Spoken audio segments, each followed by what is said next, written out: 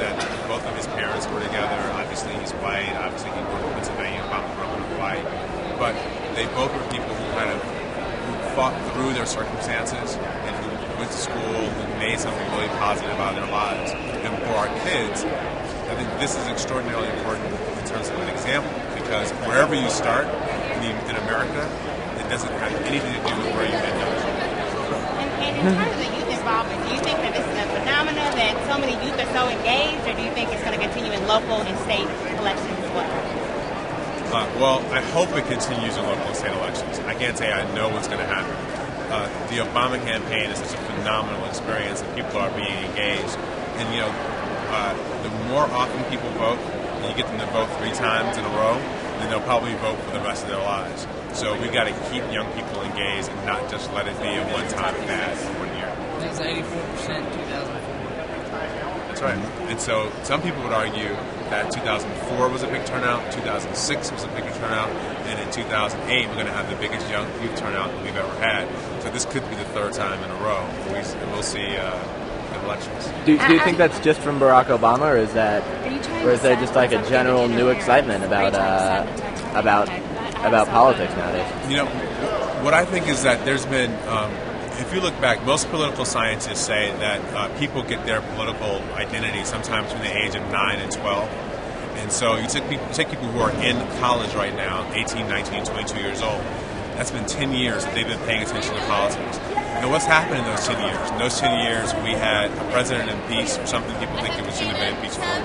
We had 9/11. We had an election in 2000 that ended on a coin toss, and the Supreme Court picked somebody that people weren't confident actually won the election. And then we had, 9/11. We had Iraq. We had Afghanistan. We had Katrina, and the government completely let us down. So for the first time, this generation of Americans, this will be their first opportunity to grab the reins and decide the future that they want. After 10 years of a pretty tumultuous political life. So I think it's not just Barack Obama. I think Barack Obama is benefiting from people really being ready to have change. And correct me if I'm wrong, but what I've seen being from Arkansas, being from the Delta, where in Arkansas we have some of the poorest counties in the entire country, is I think, when kids are having a hard time paying for gas to even go from home to college, and yet Senator McCain doesn't know how many houses he has, and the Republicans expect Senator McCain to solve a housing crisis, when yet there's people all over Arkansas like me that have had foreclosure knocked on their door every day, and the youth are seeing a man that has no earthly idea how to relate to the issues. And then you have Senator Biden, like you said, who has actually worked for what he has gotten.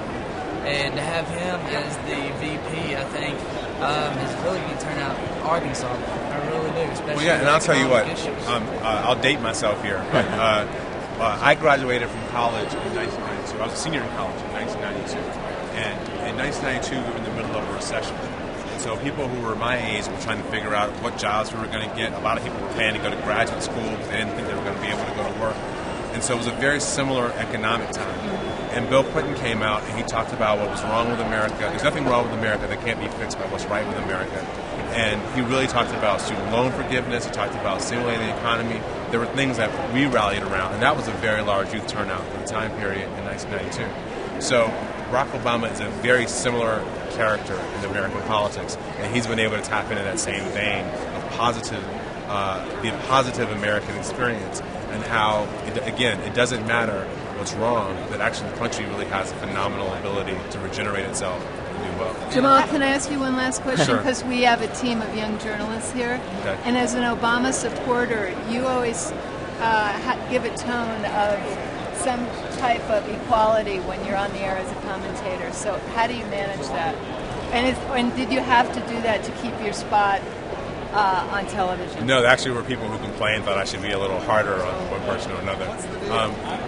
I don't think that we ought to have a politics that demonizes anybody in public life. There are some things that are going to be good that people do. There are some things that are going to be just not so good. And some things we agree with and some things we don't. I'm perfectly willing and happy to acknowledge things that are good. I mean, John McCain, hero for what happened to him, in the 70s, and really sticking through that, staying with his people in Hanoi and not getting out early, coming back home and building a life of public service.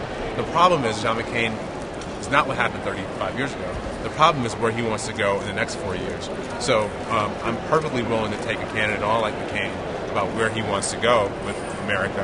I think he's headed in the wrong direction. My apologies. I'd be remiss if I didn't ask this question. Yes, ma'am. My colleague just recently informed me that at the Republican convention, people under 18 are not allowed inside. How do you feel about that? I had not heard that. Can't be credentialed. Can't get big Well, they credentials. can't get credentials. Yeah. I had not heard that. Youth journalists. That's youth journalists. Do you think it's important that Oh, youth journalists are involved? I see. Oh, okay. Now I understand. For youth journalists. It's absolutely important. I mean, I think, part of our responsibility is not just to do what's going to be best for us, but to make sure that there's another generation of Americans who's going to benefit from what we do. And so having people get more experience and to actually be a part of the system is going to be much more helpful for the democracy over the long term. Can you give us a quick drop? You're listening to Youth Radio? So that's it? Yeah. Hi, I'm Jamal Simmons. You're listening to Youth Radio. Excuse me.